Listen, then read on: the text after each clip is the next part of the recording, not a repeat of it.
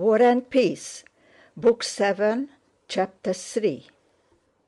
Recording by Eva Harnick. The weather was already growing wintry, and morning frosts congealed an earth saturated by autumn rains. The verdure had thickened, and its bright green stood out sharply against the brownish strips of winter rye trodden down by the cattle, and against the pale yellow stubble of the spring buckwheat. The wooded ravines and the copses, which at the end of August had still been green islands amid black fields and stubble, had become golden and bright red islands amid the green winter rye. The hares had already half changed their summer coats, the fox cubs were beginning to scatter, and the young wolves were bigger than dogs. It was the best time of the year for the chase.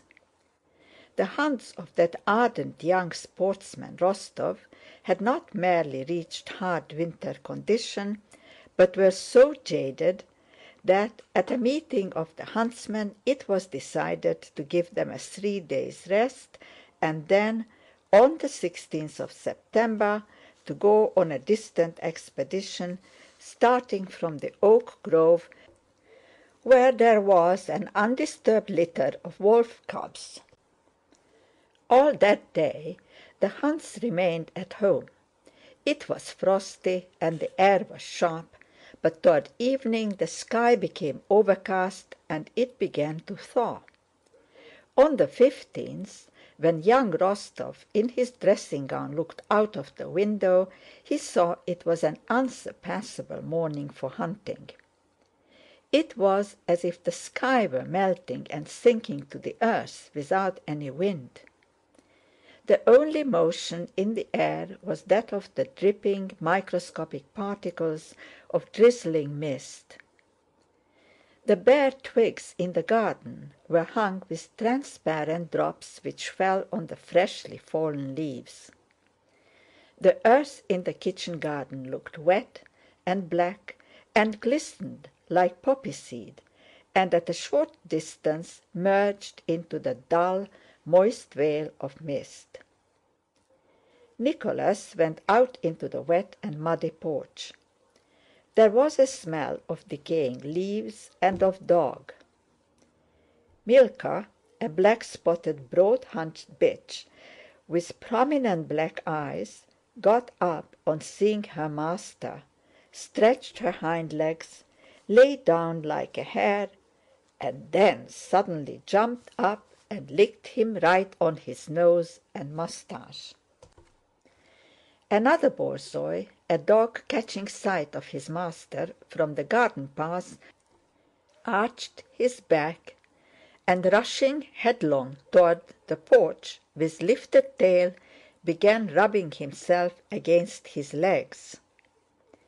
"Ahoy!" came at that moment, that inimitable huntsman's call which unites the deepest bass with the shrillest tenor, and round the corner came Daniel, the head huntsman and head kennelman, a gray, wrinkled old man with hair cut straight over his forehead, Ukrainian fashion, a long bent whip in his hand, and that look of independence and scorn of everything that is only seen in huntsmen. He doffed his Circassian cap to his master and looked at him scornfully. This scorn was not offensive to his master. Nicholas knew that this Daniel, disdainful of everybody, and who considered himself above them, was, all the same, his serf and huntsman. "Daniel," Nicholas said timidly, conscious at the sight of the weather, the hounds, and the huntsman, that he was being carried away by that irresistible passion for sport which makes a man forget all his previous resolutions as a lover forgets in the presence of his mistress. "What orders, your Excellency?" said the huntsman in his deep bass, deep as a proto-deacon's, and hoarse with hallooing, and two flashing black eyes gazed from under his brows at his master, who was silent. "Can you resist it?" those eyes seemed to be asking. "It is a good day, eh? For a hunt and a gallop, eh?" asked Nicholas, scratching Milka behind the ears. Daniel did not answer, but winked instead. "I sent Uvárka down to listen," his bass boomed out after a minute's pause. "He says she has moved them into the Otradno enclosure. They were howling there." This meant that the she-wolf, about whom they both knew, had moved with her cubs to the Otradno copse, a small place 1.5 miles from the house. "We ought to go, don't you think so?" said Nicholas. "Come to me with Uvárka." "As you please." "Then put off feeding them." "Yes, sir." 5 minutes later Daniel and Uvárka were standing in Nicholas's big study. Though Daniel was not a big man, to see him in a room was like seeing a horse or a bear on the floor among the furniture and surroundings of human life. Daniel himself felt this, and as usual stood just inside the door, trying to speak softly and not move for fear of breaking something in the master's apartment. And he hastened to say all that was necessary, so as to get from under that ceiling out into the open, under the sky, once more.